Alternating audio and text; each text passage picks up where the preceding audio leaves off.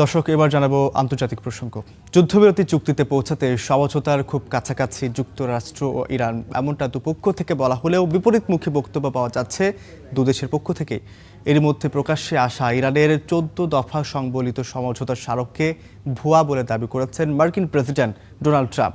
আর Iran বলছে এই 14 দফার ভিত্তিতেই চুক্তি হতে পারে ভার্চুয়ালি। এরপর শুরু হবে 60 দিনের আলোচনা। এদিকে মধ্যস্থতাকারী পাকিস্তান বলছে এর আগে শান্তির এত কাছাকাছি কখনোই পৌঁছেনি যুক্তরাষ্ট্র ও ইরান। ইরানে যুক্তরাষ্ট্র ও ইসরায়েলের হামলার পর তেহরানের প্রতিরোধে জটিল হয়ে ওঠে গোটা মধ্যপ্রাচ্যের পরিস্থিতি। যুদ্ধ থামাতে সরাসরি কিংবা পর্দার আড়ালে চলতে থাকে কূটনৈতিক তৎপরতা।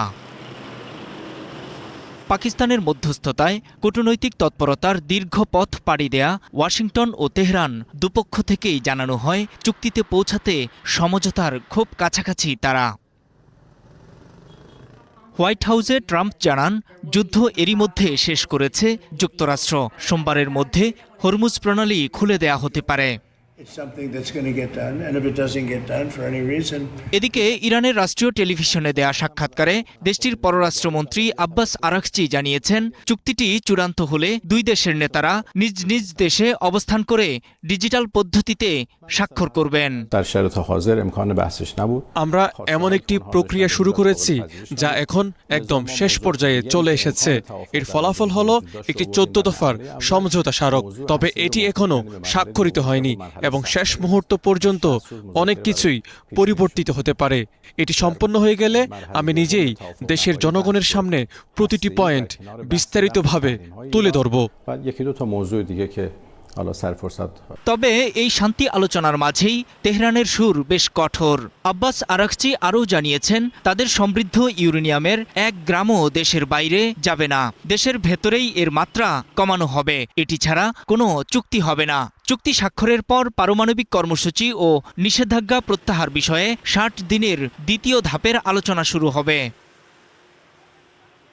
তবে চুক্তির এই অগ্রগতি বাতিলের চক্রান্ত হচ্ছে এমনটা মনে করছে মধ্যস্থতাকারী দেশ পাকিস্তান। পাকিস্তানের নিরলস মধ্যস্থতায় যখন সফল হওয়ার ধারপ্রান্তে তখনই শান্তি প্রক্রিয়াকে নিঃসাত করতে একটি সুপরিকল্পিত অপপ্রচার চালানো হচ্ছে। তবে সব ষড়যন্ত্র ছাপিয়ে আমরা নিশ্চিত করছি চূড়ান্ত ও সর্বসম্মত শান্তি চুক্তিতে পৌঁছানো সম্ভব হয়েছে। পরবর্তী ধাপগুলো বাস্তবায়নে পাকিস্তান এখন কাজ করছে। আমি বিশ্বাস করি এর আগে কখনো শান্তি আমাদের হাতে এত নাগালে আসেনি। এর আগে ফাঁস হওয়া যুদ্ধবিরতির শর্তকে ভুয়া বলেছেন মার্কিন প্রেসিডেন্ট ডোনাল্ড ট্রাম্প। ইরানের রাষ্ট্রীয় সংবাদ মাধ্যমে প্রকাশিত সম্ভাব্য যুদ্ধবিরতি চুক্তির শর্তকে ভুয়া খবর বলে প্রত্যাখ্যান করেছেন তিনি। নূর মোহাম্মদ, স্টার নিউজ।